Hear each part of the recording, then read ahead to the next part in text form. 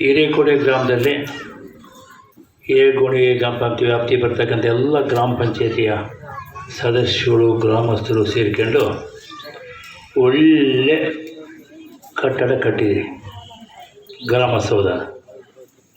ಈ ಗ್ರಾಮಸೌಧದ ಈ ಸಮಾರಂಭದಲ್ಲಿ ಅಧ್ಯಕ್ಷತೆ ವಹಿಸಿದಂಥ ಗ್ರಾಮ ಪಂಚಾಯತ್ ಅಧ್ಯಕ್ಷರು ಸ್ನೇಹಿತರಾದಂಥ ಸೋಮಣ್ಣವರೇ, ಸ್ಥಳೀಯ ಸಂಸ್ಥೆಗಳ ವಿಧಾನ ಪರಿಷತ್ ಸದಸ್ಯರು ಸ್ನೇಹಿತರಾದಂಥ ಅರುಣ್ರವರೇ, ವೇದಿಕೆ ಮೇಲೆ ಎಲ್ಲ ಗಣ್ಯಮಾನ್ಯರೇ, ಎಲ್ಲ ಗ್ರಾಮ ಪಂಚಾಯತ್ ಅಧ್ಯಕ್ಷರು ಉಪಸ್ಥಿತ ಎಲ್ಲ ಮುಖಂಡರಿರ್ತಕ್ಕಂಥ ಎಲ್ಲ ಇಲ್ಲಿ ಬಂದ ಎಲ್ಲ ಅಣ್ಣ ತಮ್ಮಂದಿರೇ, ಅಕ್ಕ ತಂಗಿರೇ, ಸ್ನೇಹಿತರೆ, ಮಧ್ಯಮಿತ್ರರೇ, ತಮ್ಮೆಲ್ಲರಿಗೂ ಶರಣಾರ್ಥಿಗಳು.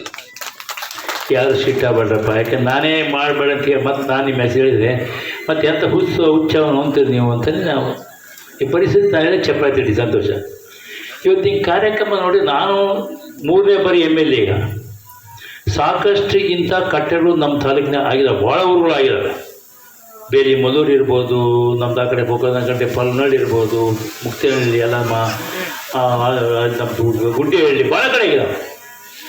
ಆದರೆ ಇವತ್ತಿನ ಕಟ್ಟಡ ಅವೆಲ್ಲ 50-60 ಲಕ್ಷ ರೂಪಾಯಿದಾಗ ಆಗಿದ್ದರೆ ಇವತ್ತಿನ ಬರೋಬ್ಬರಿ 1 ಕೋಟಿ 100 ಲಕ್ಷ ರೂಪಾಯಿ ಕಟ್ಟಡನ ನಮ್ಮ ತಾಲೂಕಿನಲ್ಲಿ ಹಿರೇಕೋಣಿಗೆಯಲ್ಲಿ ಆಗೈತೆ ಅಂದರೆ ಇದಕ್ಕಿಂತ ಸಂತೋಷ ಅಂತ ನನಗೆ ಯಾವುದೂ ಇಲ್ಲ ಅಂತಕ್ಕಂಥ ಮಾತನ್ನು ಹೇಳ್ತೀವಿ. ಇದಕ್ಕೆ ಯಾರ್ಯಾರಿಗೆ ನಾನು ಅಭಿನಂದನೆ ಸಲ್ಲಿಸಬೇಕು ಅಂದರೆ ಅಧ್ಯಕ್ಷರು, ಆಡಳಿತ ಮಂಡಳಿ, 5-6 ಹಳ್ಳಿ ಜನ ಮತ್ತು ಆ PDO. ಈ PDO ಸರಿ ಇಲ್ಲದೆ ಹೋದರೆ ಏನೂ ಕೆಲಸ ಆಗಲ್ಲ. ಅವ್ರು ಹೆಂಗೆ ಅಧ್ಯಕ್ಷನ ಮೆತ್ತ ಮಾಡೋಕ್ಕೂ ಅಂತ ಗೊತ್ತರು, ಹೆಂಗೆ ಉಸಿರುಬಿಟ್ಟು ಓದಬೇಕು ಅಂತಲೂ ಗೊತ್ತು. ಹಾಗಾಗಿ ಬಹುಶಃ ಭಾಳ ಬುದ್ಧಿವಂತಿಕೆ ಮಾಡಿ ದುಡ್ಡು ಐತೆಲ್ಲ ಕೊಡ್ತಾರೆ, ಒಟ್ಟಿಗೆ ಖರ್ಚಾಗಿದೆ. ಅದು ಯಾರ್ಯಾರಿಗೆ ಉದ್ಯೋಗ ಹೇಳ್ಯಾರೋ ಬಲ್ಪು ಜಾಗ ಸೋಮಣ್ಣಿಗೆ ಗೊತ್ತು, ಆ PDO ಗೊತ್ತು. ಒಟ್ಟಿಗಂತೂ ಒಳ್ಳೆ ಕಟ್ಟಡ ಅಂತೂ ಆಗೈತಪ್ಪ. ನಿಜವಾಗ್ಲೂ ನಿಮಗೆ ಎಷ್ಟು ಹೆಮ್ಮೆ ಹೇಳಿದ್ರು ತಮ್ಮಿನೇ. ಇವತ್ತು ನಾವು ನೋಡಿದಲ್ಲ, ಅವು ಇಷ್ಟೊಂದು ಜನನೂ ಯಾವುದು ಗ್ರಾಮ ಪಂಚಾಯತ್ ಕಟ್ಟಡ ಉದ್ಘಾಟನೆಗೂ ಸೇರಿದಿಲ್ಲ.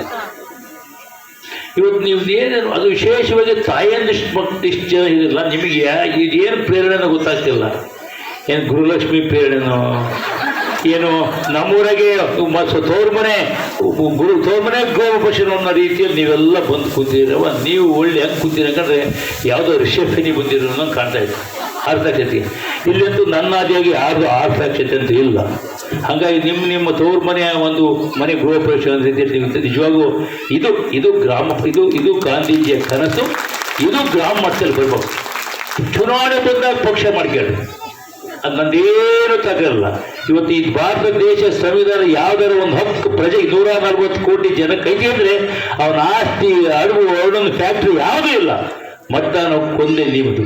ಹಾಗಾಗಿ ಚುನಾವಣೆ ಬಂದಾಗ ನಿಮ್ಮ ಓಟ್ ಹಾಕಿದ್ರೆ ಇಂಥ ಕಾರ್ಯಕ್ರಮ ಒಮ್ಮತ್ತಿಗೆ ಸೇರ್ಕೊಂಡು ಮಾಡಿದರೆ ಎಷ್ಟು ಖುಷಿ ಆಗುತ್ತೆ ಬಂದಂಥ ಅತಿಥಿಗಳಿಗೆ, ನಿಮಗೂ ಎಷ್ಟು ಸಂತೋಷ ಆಗುತ್ತೆ ಅಂತ. ಈ ವಾತಾವರಣ ಚುನಾವಣೆ ಸಂದರ್ಭ ಬಂದು ಇನ್ನೂ ಪಾಡು ನೋಡ್ಬೇಕು. ಗ್ರಾಮ ಪಂಚಾಯತ್ ಚುನಾವಣೆ ಉಳಿದೋ ಬಿಡ್ರಿ, ಉಳಿದೋ ದಿಮಾಕಿಂತ ನಿಂತ್ಕೊಂತಾನೆ ಮಾಡ್ತಾಯಿದ್ದೀವಿ. ಗ್ರಾಮ ಪಂಚಾಯತಿಗೂ 4-5-6 ಲಕ್ಷ ಖರ್ಚು ಮಾಡ್ತಾಯಿದ್ದೀರಿ. ಇಲ್ಲೇನು ಹುಳ್ಸೇಪ್ ಇಲ್ತಮ್ಮ, ಇಲ್ಲೇನು ಹುಳ್ಸೇಪ್ ಏನೇನೂ ಇಲ್ಲ. ಹೆಂಗೆ ಆದ್ದರಿಂದ ನಿಮ್ಮೆಲ್ಲ ಗೊತ್ತೈತಿ ಏನೈತಿ, ಗ್ರಾಮ ಜೆಡ್ಪೇಗೆ ಏನೈತಿ, TPಗೆ ಏನೈತಿ, ಎಲ್ಲ ನಿಮಗೆ ಗೊತ್ತೈತಿ. ಅದರಿಂದ ಆದಷ್ಟಿಂದ ವಾತಾವರಣ ಬೆಳಲಿ ಅಂತಕ್ಕಂಥ ವಿನಂತಿ ಮಾಡ್ಕೊಂಡು ಇವತ್ತು ಎಲ್ಲ ಗ್ರಾಮ ಪಂಚಾಯತಿಯಲ್ಲಿ ನಾನು ಒಂದು ಮಾತು ವಿನಂತಿ ಮಾಡ್ಕೊಳ್ತೀನಿ. ಇವತ್ತು ರಾಷ್ಟ್ರದ ಪ್ರಧಾನಮಂತ್ರಿ ಇದ್ದಾರೆ, ರಾಷ್ಟ್ರಾಧ್ಯಕ್ಷ ಇದ್ದಾರೆ, ರಾಜ್ಯಪಾಲರೇ ಮುಖ್ಯಮಂತ್ರಿಗಳು ರಾಜ್ಯಪಾಲರು. ಯಾರಿಗೂ ಸಹ ಚೆಕ್ಕಿಗೆ ಸೈನ್ ಮಾಡೋ ಅಧಿಕಾರ ಇಲ್ಲ. ಚೆಕ್ಕಿಗೆ ಸೈನ್ ಮಾಡೋಕ್ಕೆ ಅಧಿಕಾರ ಯಾರಿಗಾರು ಇದ್ದರೆ ಜನಪ್ರತಿನಿಧಿಗಳಿಗೆ ಅದು ಗ್ರಾಮ ಪಂಚಾಯತಿ ಅಧ್ಯಕ್ಷರಿಗೆ ಮಾತ್ರ. ಇದನ್ನು ನೀವು ಸದುಪಯೋಗ ಪಡಿಸ್ಕೋಬೇಕು, ದುರುಪಯೋಗ ಮಾಡ್ಕೋಬಾರ್ದು ಅಂತಕ್ಕಂಥ ನನ್ನ ಕಳಕಳಿಯಾದ ವಿನಂತಿ ಅಂತ ಮಾತಾಡ್ಕೊಂಡು ಭಾಳ ಕಷ್ಟ ಗ್ರಾಮ ಪಂಚಾಯತ್. ಯಾಕೆ ಮಾತಾಡ್ತಾರೆ ಅರುಣವ್ರೆ, ನಿಮ್ಮ ಅಪ್ಪನ ಕಾಲದಾಗೆ TV ಚಂದ್ರಶೇಖರಪ್ಪ ಅಂತ MP ಇದ್ದರು. ನಲ್ಕೂರು ಚಳಿಗೆ ತಲುಪಿದ್ರು. ಮುಂಚೆ ನಮ್ಮ ದಾವಣಗೆರೆ ಶಿವಮೊಗ್ಗದಾಗಿದ್ವಿ, ಆಮೇಲೆ ದಾವಣಗೆರೆ ಬಂದ್ವಿ. ನಮ್ಮ ಸಂಬಂಧಿಕರು ಅವರು 2 ಸರಿ, ಒಂದು ಸರಿ ಶಿವಮೊಗ್ಗದಾಗ MP ಆದರು, ಆಮೇಲೆ ದಾವಣಗೆರೆಗೆ ಬಂದರು. ದಾವಣಗೆರೆಗೆ MP ಆದರೂ ಶಿವಮೊಗ್ಗಕ್ಕೆ ಹೋದರು. ಶಿವಮೊಗ್ಗ ಅವ್ರು ಕೇಳಿದ್ರೆ ಯಾವಾಗಲೂ ನಮ್ಮ ಮನೆಗೆ ಯಾವಾಗ ಬಂದಾಗ ನಮ್ಮ ಅಣ್ಣ ಬಸನಗೌಡ ಅಂತಿದ್ರು, ಮಾಜಿ ಅವ್ರಿಗೆ ಬಸನಗೌಡ, ನಾನು 4ನೇ ಸರಿ ನಿಂತಿರೋದು, 4ನೇ ಸರಿಗೂ ಗೆಲ್ತೇನೆ. ಆದರೆ ನಮ್ಮೂರು ಗ್ರಾಮ ಪಂಚಾಯತಿ ಚೆನ್ನಾಗಿ ನನಗೆ ಟೇವಿಸ್ಗೆಲ್ಲ ಕೊಡೋದು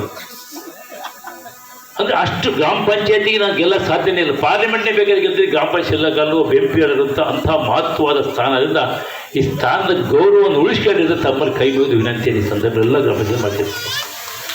ಈಗ NREG ಮಾಜಿಸ್ಟರ್ಗೆ ಮೊದಲ ಹೇಳಿದ NREG ಅಂತ ಹೇಳಿದ್ರು. ಈಗ ಈ ಪ್ರತಿ ಒಂದು ಕೆಲಸಕ್ಕೂ ನೀವು ಶಾಸಕರಿಂದ ಬರ್ತೀರಿ. ಎಲ್ಲ ಕೆಲಸನೂ ಶಾಸಕರೇ ಮಾಡ್ಕೊಡೋಕ್ಕಾಗಲ್ಲ. NRAG ಇರದೇ ಅಲ್ಲಿಗೊಳ್ಬೇಕಾದಂಥ ಕೆಲಸಗಳು ಮಾಡ್ಕೊಳಕ್ಕೆ ಅದ್ರ ಮಹತ್ವ ನೀವು ಯಾರು ಅರ್ಥ ಮಾಡ್ಕೊಂಡಿಲ್ಲ ಗೊತ್ತಾ, ಅರ್ಥ ಮಾಡ್ಕೊಂಡ್ರೆ ಎಲ್ಲೆಲ್ಲಿ ಸಹಕಾರ ಕೊಟ್ಟು ಮುಂಚೆ ಎಲ್ಲ ಭಾಳ ಧರ್ಮ ದೃಷ್ಟಿಯಿಂದ ನೀವು ಕೆಲಸ ಹೆಂಗೆ ಕೆಲಸ ಆಗಿದೆ ಎಲ್ಲ ಒಟ್ಟಿಗೆ ಕೆಲಸ ಗೊತ್ತಾಗಿದೆ. ಕೆಲಸ ಆದವ್ರಿಗೆ ನಿಮ್ಮ ಅಕೌಂಟಿಗೆ ದುಡ್ಡು ಬಂದರೆ ನೀವು ಡ್ರಾ ಮಾಡ್ಕೊಡದೆ ಹೋದರೆ ಮತ್ತೆ ಹೆಂಗೆ ಕೆಲಸ ಆಗ್ತಾವ ಪಾಲ್ಗೊಳಗೆ ಹೇಗೆ ಆಗ್ತಾವೆ ಹೇಳಿ. ಈಗ ಯಾವ ಊರಿಗೆದವ ನೀವು ನಮ್ಮ ತಾಲೂಕು ಬೇರೆ ತಾಲೂಕು ಬಂದರೆ ಈಗ ಗೋಡಿಗೆರೆಗೆ ಹೋಗೋಣಪ್ಪ, ಎಲ್ಲ 5 ಹಳ್ಳಿಗೆ ಹೋದಂದ್ರೆ ಯಾವುದೋ ಒಂದೇ ಒಂದು ಚರಂಡಿ ಸ್ವಚ್ಛ ಐತೆ ಬಂದಂದ್ರೆ ನಾನು ಬೆಳಗಿನ ಎಮ್ಮೆರಿಗೆ ರಾಜಿ ಕೊಡ್ತೇನೆ.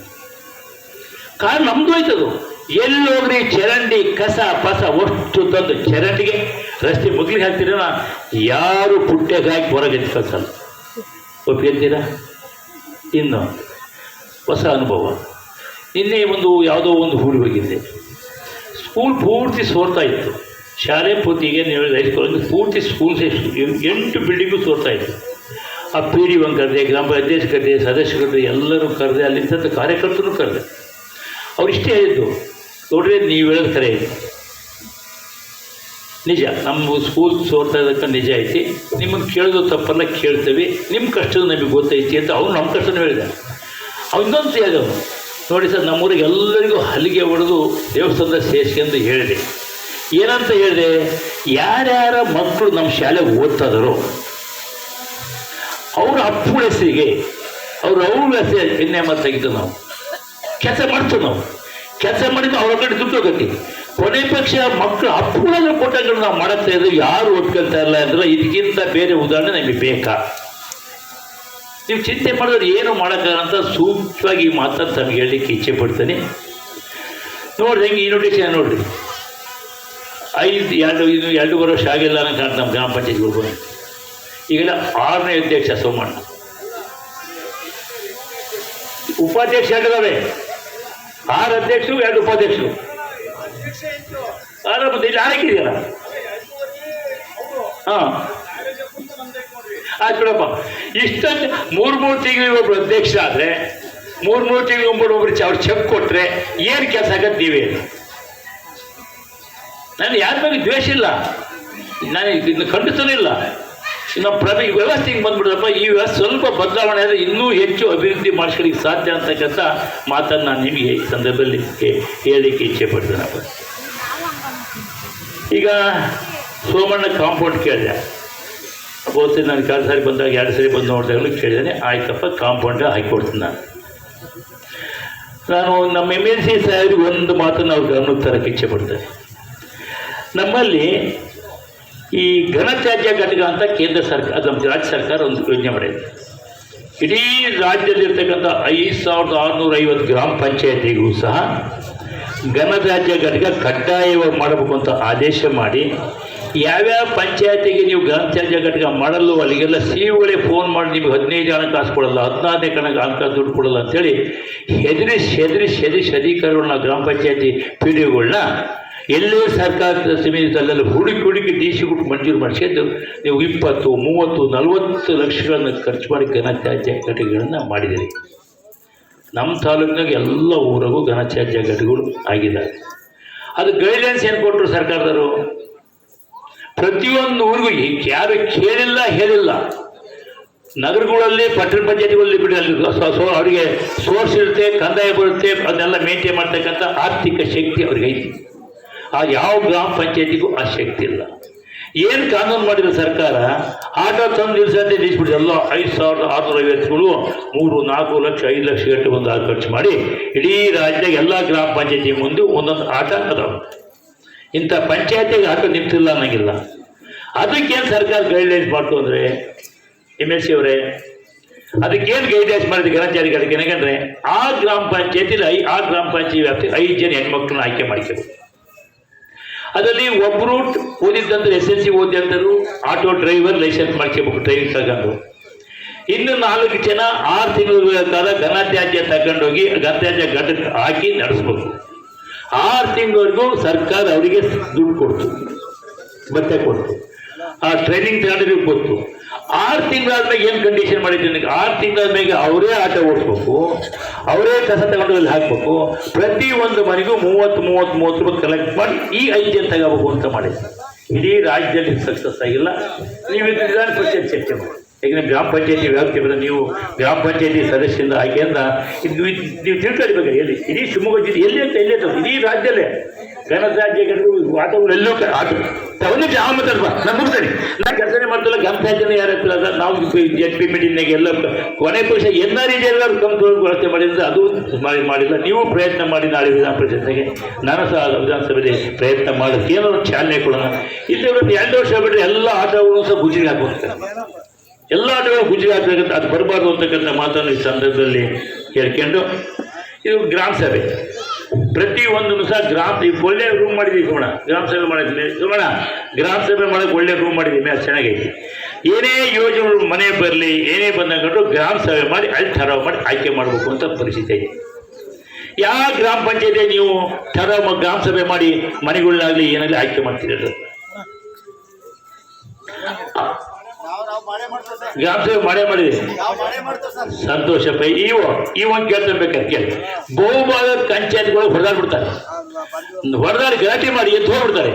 ಆಮೇಲೆ 20, 30, 50 ಬಂದರೆ 50 × 17 100 × 17 ಮಾಡಿ ಅವ್ರಿಗೆ ಬೇಕಾದ್ರೆ ಕೊಟ್ಟರೆ ಗ್ರಾಮ ಪಂಚಾಯತಿ ಉದ್ದೇಶ, ನಮ್ಮ ಗ್ರಾಮ ಸ್ವರಾಜ್ಯದ ಉದ್ದೇಶ ಈಡೇರಲ್ಲ. ಆ ಥರ ಮಾಡಬೇಡ್ರಿ ಅಂತಕ್ಕಂಥದ್ದು ಗ್ರಾಮ ಪಂಚಾಯತ್ ಆಯ್ಕೆ ಮಾಡಿ ಅವ್ರು ನಿಜವಾದ ಅರ್ಹರನ್ನು ಆಯ್ಕೆ ಮಾಡ್ಕೊಬೋದು. ಅದಕ್ಕೆ ಒತ್ತು ಕೊಡ್ರಿ ಅಂತಕ್ಕಂಥ ಮಾತನ್ನು ಈ ಸಂದರ್ಭದಲ್ಲಿ ಹೇಳಿ ಕಿಚ್ಚೆಪಟ್ಟು ಇನ್ನು ಹೆಚ್ಚು ಮಾತಾಡೋಕ್ಕೆ ಹೋಗಲ್ಲ. ಯಾಕೆಂದ್ರೆ ಸ್ವಲ್ಪ ಸಮಯವಾಗೈತೆ, ಸಕ್ಕರೆ ಕಾಯಿಲೆ ಇರೋದ್ರಿ. ಕೊನೆಯದಾಗಿ ನಮ್ಮ MLC ಮಾತಾಡೋದು ಒಳ್ಳೆ ಮಾತಾಡಿದೆ. ನೀವು ಬಂದು ನಿನ್ನೆ ಭಾಷೆ ತಿಳಿಯೋಣ. ನೀವು ಗ್ರಾಮ ಪಂಚಾಯತಿಯ ಸದಸ್ಯರಾಗಿ ನಿಮಗೆಲ್ಲ ಅಧಿಕಾರದಿಂದ ಸಾರ್ವಜನಿಕರ ಕಣ್ಣಲ್ಲಿ ನೀರು ಬರ್ಸ್ಬೇಡ್ರಿ ಅಂತ ನಾನು ನಿಮ್ಮಲ್ಲಿ ವಿನಂತಿ ಮಾಡ್ಕೊಳ್ತೇನೆ. ನೀರು ಬರ್ಸಿದ ಮ್ಯಾಗ ವರ್ಷಕ್ಕಿಂತ ನೀರೇ ಬರ್ದಂಗೆ ಮಾಡ್ರಿ ಅಂತ ನನ್ನ ಕಳಕಳಿಯಾದ ವಿನಂತಿಯನ್ನು ಮಾತನ್ನು ಹೇಳಿ ಅವರು ಸಹ ಹೇಳಿದರು. ಎಲ್ಲ ಹೋದಂಗೆ ಕಂಡ್ರು ಗ್ರಾಮ ಪಂಚಾಯತಿ ಕಟ್ಟಡಗಳು ಸೋರ್ತವೆ, ಅದಕ್ಕೆ ಕಾರಣ ನಾವೇ. ನಿಮ್ಮನ್ನೇನು ಎಲ್ಲರ ಸ್ಕೂಲ್ ಬಿಲ್ಡಿಂಗ್ ಕಳಪೆ ಆಗಿದ್ದಾವೆ ಅಂದರೆ ರಾಜಕಾರಣವೇ ಕಾರಣ. ಆಮೇಲೆ ನೀವು ಸ್ವಲ್ಪ ಬರ್ತೀರಿ, ಈಗ ನಾನೇ ಮಾಡ್ತೀನಿ ಅಂತ ಕಟ್ಟಾಡ್ರಿ ಬಿಡಿಸ್ತೀರಿ, ಮಾಡಕ್ಕೆ ಹೋಗ್ತೀರಿ, ಅದೇನು ಆಗಿ ಹೋಗ್ತವೆ. ಆದ್ದರಿಂದ ಈಗ ಈ ಗ್ರಾಮ ಪಂಚಾಯತಿ ಕಟ್ಟಡ ಯಾಕೆ ಚೆನ್ನಾಗೈತಿ? ಜವಾಬ್ದಾರಿಯಿಂದ ಚೆನ್ನಾಗೈತಿ.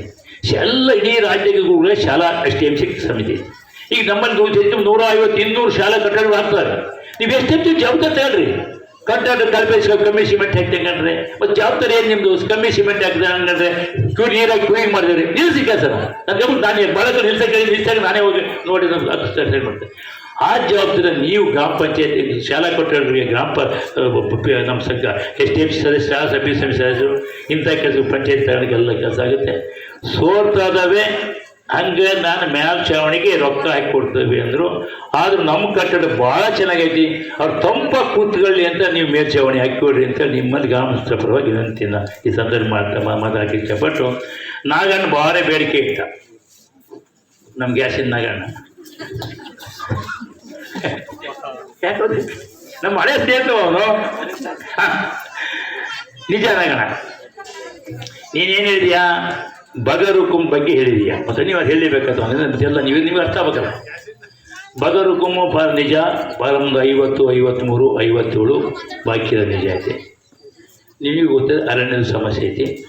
ಆದರೆ ಸರ್ಕಾರ ಒಂದು ಆದೇಶ ಕೊಡ್ತಾ ನಮಗೆ ಹಳೆವು ಯಾವ್ದಾದ್ರು 50, 53 ಅರ್ಜಿ ಇದ್ದರೆ ಅವನ್ನ ನಾವೇನು ಪಾಣಿಯಲ್ಲಿ ಗೋಮಾಳ ಅಂತ ಇರಲಿ, ಹುಲ್ಬನಿ ಖರ ಬಂತಿರಲಿ, ಆ 53, 50 ಅರ್ಜಿಗೆ ಏನು ಸರ್ಕಾರದಲ್ಲ ಮಂಜೂರು ಮಾಡ್ಬೋದು ನಾವು. ಆದರೂ ಮುಂದುವರೆದ ಈಗ 6 ತಿಂಗಳು ಎಲೆಕ್ಷನ್ ಕಡೆ ಚುನಾವಣೆ ಇದು ನಮ್ಮ ಕಮಿಟಿ ಮೀಟಿಂಗ್ಗೆ ಮಾಡ್ಕೊಳ್ಳೋದು. 4 ತಿಂಗಳು ನೀತಿ ಸಂಹಿತೆ ಬಂತು. 1 ತಿಂಗಳು ಮುಂಚೆ ತಹಶೀಲ್ದಾರ್ನ ಬೇರೆ ಕಡೆ ವರ್ಗ ಮಾಡಿದರು. ಮತ್ತು ರಿವ್ಯೂ ಮೊನ್ನೆ ಆಗಿ ಬಂದ್ರಿಂದ ಮುಂದಿನ ವಾರನ ಪ್ರತಿ ಶನಿವಾರ ಒಂದಾಳು ಬಗರು ಮೀಟಿಂಗ್ ಮಾಡ್ತೀವಿ. ಆದಷ್ಟು ಬೇಗ 50, 53 ಅರ್ಜಿ ಯಾವ ಪೆಂಡಿಂಗ್ ಇದಾವೆ ಎಲ್ಲವೂ ಮುಗಿಸ್ತೀವಿ. 57ಕ್ಕೆ ಮಾತ್ರ ಕಾನೂನು ತೊಳ್ಕೈತಿ. ಅದು ಬಿಡಿಸಲ್ಲ, ಮಂಜೂರು ಮಾಡೋಕ್ಕೆ ಕೊಡ್ತೈತಿ. ಇನ್ನು ಅರಣ್ಯ ನಮ್ಮದು ಭಾಳ ಸಮಸ್ಯೆಯಿಂದ ಆದಷ್ಟು ಬೇಗ ಅರಣ್ಯ ಮತ್ತು ಕಂದಾಯ ಗುರುತು ಮಾಡೋದು ಸಹ ಬೇಗ ಆದಷ್ಟು ಬೇಗ ಮಾಡಿಕೊಡ್ತೇವೆ ಅಂತ ಮಾತಂದು ಹೇಳಿಕೆ ಜಿಪೆಟ್ಟು ನಿಜ. ಹಾಸ್ಪಿಟ್ಲ್ ಬಗ್ಗೆ ಕೇಳ್ಕೊಂಡಿದ್ದೀರಿ, ಭಾಳ ವರ್ಷದಿಂದ ಹಾಸ್ಪಿಟ್ಲ್ ಕೇಳ್ತಾ ಆಗಿಲ್ಲ. ಉದಾಹರಣೆಗೆ ಹಿಂದೆ ಈಗ ಒಂದು 20 ವರ್ಷದಿಂದ ಬಸವನಗುಡಿದಾಗ ಕಾಲದಿಂದ ನಾವು ಹೊಸ ಹಾಸ್ಪಿಟ್ಲ್ ಗೈಡ್ಲೈನ್ ಮಾಡಿದ್ರು. ಯಾವ್ದಾರ ಊರಿಗೆ ಹಾಸ್ಪಿಟ್ಲ್ ಬೇಕಂದ್ರೆ 2 ಎಕರೆ ಜಮೀನು ಕೊಡ್ರಿ, 1 ಲಕ್ಷ ರೂಪಾಯಿ ಡಿಪಾಸಿಟ್ ಮಾಡಿರಿ ಅಂತ ಹೇಳಿದ್ರು. ನಮ್ಮ ಬೇಲಿ ಮಲ್ಲರು 2 ಎಕರೆ ಜಮೀನು ಕೊಡ್ತಾರೆ, 1 ಲಕ್ಷ ಡಿಪಾಸಿಟ್ ಮಾಡಿದ್ದಾರೆ. ಅರ್ಕಿಯಾರು 1 ಲಕ್ಷ ಡಿಪಾಸಿಟ್ ಮಾಡಿ 2 ಎಕರೆ ಜಮೀನು ಕೊಡೋದು. ನಮ್ಮ ಚರ್ಚ್ನಲ್ಲಿಯೂ ಕೂಡ ಭಾಳ ವರ್ಷಗಳಾಗುತ್ತೆ. ಮುಂದಿನ ಸಂದರ್ಭ ಬಂದ ಸಂದರ್ಭದಲ್ಲಿ ಸರ್ಕಾರ ಹೊಸ ಹಾಸ್ಪಿಟ್ಲ್ ಮಾಡಬೇಕು ಅಂತಂದರೆ ಆದ್ಯತೆ ಮೇಲೆ ಮಾಡಿಕೊಡ್ತಿರ್ತಕ್ಕಂಥ ಮಾತಿನಲ್ಲಿ ಹೈಸ್ಕೂಲ್ ರಿಪೇರಿ ಮಾನ್ಯ ಅಧ್ಯಕ್ಷ ಸಹ ಬಂದಿದ್ರು. ನಿಜ ಸೋರ್ತಾರೆ ನಿಜ. ಭಾಳ ಹಳೇ ಕಾಲದ ಲಕ್ಷ್ಮಣರಾವು ತಾಲೂಕು ಬೋರ್ಡ್ ಮೆಂಬರ್ ಆದಂಥ ಕಾಲದಲ್ಲಿ ಆದಂಥ ಹೈಸ್ಕೂಲ್ ಆದ್ದರಿಂದ ನಿಜವಾಗ ನಾನೇ ಇಂಜಿನಿಯರ್ ಕರ್ಕೊಂಬಂದು ನೋಡ್ಬಿಟ್ಟು ಈಗಲೇ ನಮಗೆ ಸಂಬಂಧಪಟ್ಟ ಇಂಜಿನಿಯರ್ಗೆ ಹೇಳಿದೆ ಅದು ಎಷ್ಟು ಬೇಕಾಗುತ್ತೆ ಮೇಲೆ ಶೀಟ್ ಹಾಕ್ಲಿಕ್ಕೆ ಅದು ಹಾಕಿ ಆ ರಿಪೇರಿನ ಸಹ ಮಾಡಿಕೊಡ್ತೇನೆ ಅಂತಕ್ಕಂಥ ಮಾತನ್ನು ಈ ಸಂದರ್ಭದಲ್ಲಿ ಹೇಳಿ ಇನ್ನು ಆಯ್ತು. ನಾನೇನು ಎಸ್ಟಿಮೇಷನ್ ಆಗೋಲ್ಲ, ಅದನ್ನು ಎಸ್ಟಿಮೇಟ್ ಮಾಡಿಸಿ ಆದಷ್ಟು ಬೇಗ ಹೈಸ್ಕೂಲ್ ಕಟ್ಟಡ 7 ಮಾಡಿಕೊಡ್ತೀನಿ ಅಂತಕ್ಕಂಥ ಮಾತನ್ನು ಹೇಳಿ ಮತ್ತೊಮ್ಮೆ ತಮ್ಮೆಲ್ಲರಿಗೂ ಸಹ ಇಷ್ಟೊಂದು ಪ್ರೀತಿಪೂರ್ವಕ ನೀವು ಕೂತು ಬಹುಶಃ MLCರಿಗೂ ಭಾಳ ಖುಷಿಯಾಗಿರ್ಬೋದು. ಏನಪ್ಪ ಇಂಥ ತಾಲೂಕು, ಇಂಥ ಪಂಚಾಯತಿ, ಇಂಥ ಗ್ರಾಮ ಪಂಚಾಯತಿಯು ನಮ್ಮ ದಾವಣಗೆರೆ ಅಲ್ಲ ಶಿವಮೊಗ್ಗ ಕ್ಷೇತ್ರ ಐತಾ ಅಂತಕ್ಕಂಥದ್ದು ನಿಜವಾಗೂ ಎಲ್ಲರೂ ಹೆಮ್ಮೆ ಪಡ್ತಕ್ಕಂಥ ರೀತಿಯಲ್ಲಿ ನೀವು ಬಂದಂಥ ಅತಿಥಿಗಳನ್ನ ನಮ್ಮನ್ನು ಈ ಕಾರ್ಯಕ್ರಮ ಭಾಳ ಯಶಸ್ವಿಯಾಗಲಿಕ್ಕೆ ಸಾಕಾಗುತ್ತೆ. ಗ್ರಾಮ ಪಂಚಾಯತ್ ಸದಸ್ಯರಿಗೆ, ಆಡಳಿತ ಮಂಡಳಿಗೆ, ಸಿಬ್ಬಂದಿಯವರಿಗೂ ಸಹ ಅಭಿನಂದಿಸಿ ನಾನು ಮಾತು ಮುಗಿಸ್ತೇನೆ. ಎಲ್ಲರಿಗೂ ನಮಸ್ಕಾರ.